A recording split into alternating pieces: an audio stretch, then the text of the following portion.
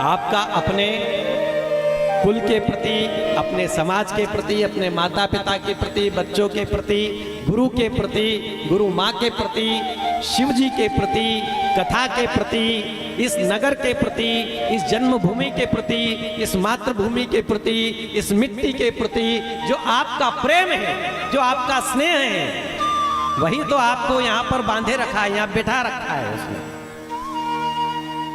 वो प्रेम ही वो तत्व है जिसके कारण परमाणु परमाणु, अणु अणु, इस संसार में जो कुछ भी जुड़ रहा है, जो कोई भी जुड़ता है वो प्रेम के कारण जुड़ता है। कोई किसी की धन संपदा के कारण नहीं जुड़ता।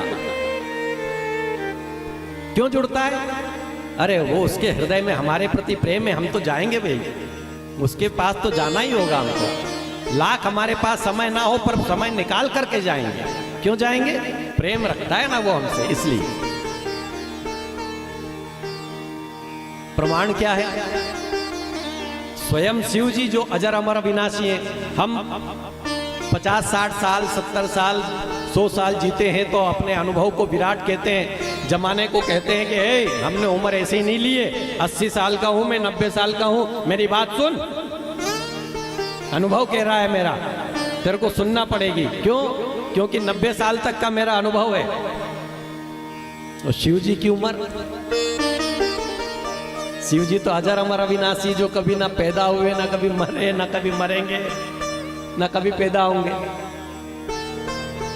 जो शाश्वत है, सदैव सर्वकाल में अवस्थित है। उनका अनुभव कितना विराट होगा। वो शिव जी कह रहे हैं, क्या कह रहे हैं? हरि व्यापक सर्वत्र समाना, ओ प्रेम ते प्रकट होई मैं जाना। हरि व्यापक सर्वत्र समाना। देखो, हरि से तात्पर्य हर से भी है, हरि से भी। हर में ही तो हरि में ही तो हर छुपा है। इसलिए भगवान विष्णु, भगवान शिव में कभी भेद करने का विचार ही नहीं लाना अपने को। वो एक है, उसमें कोई निमिष मात्र भी अंतर नहीं है। हरिहर में भेद नहीं करना कभी भी। परमात्मा एक ही है, एको ब्रह्म द्वितीयो नास्ति।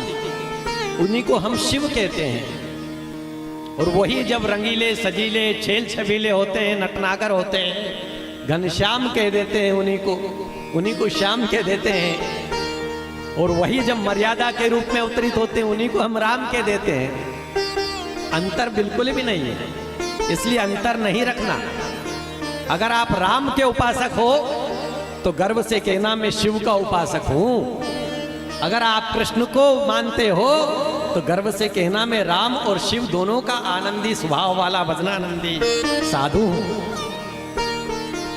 तत्व एक ही है, ब्रह्मा विष्णु सदाशिव। ये तो आप गा रहे थे ना, मैंने तो गाई नहीं, ये तो आपने सिखाया अभी थोड़ी देर पहले।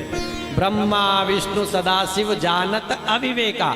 अविवेकी पुरुष जानते हैं कि ये अलग अलग है, लेकिन प्रणवाक्षर के मध्य ये तीनों एका। प्रणवाक्षर क्या? ओंकार। वो अनहद नाद, वो ब्रह्मांडीय नाद, वो स्वर जो पूरे संसार को, ब्रह्मांड को अपने में पिरोए हुए हैं। जिस धागे में सारे मन के पिरोए हुए हैं, सारे जीव, सारे सृष्टि के जितने जीव हैं, सब जड़ चेतन, सब जिसमें अनुस्यूत हैं, बुने हुए हैं, वो धागा कौन सा है? वो नाद का है, ओंकार नाद का। तो ब्रह्मा विष्णु और महेश अलग अलग नहीं, एक ही है, एक ही स्वरूप समझना है। इसलिए प्रेम ते प्रकट हो ही मैं जाना।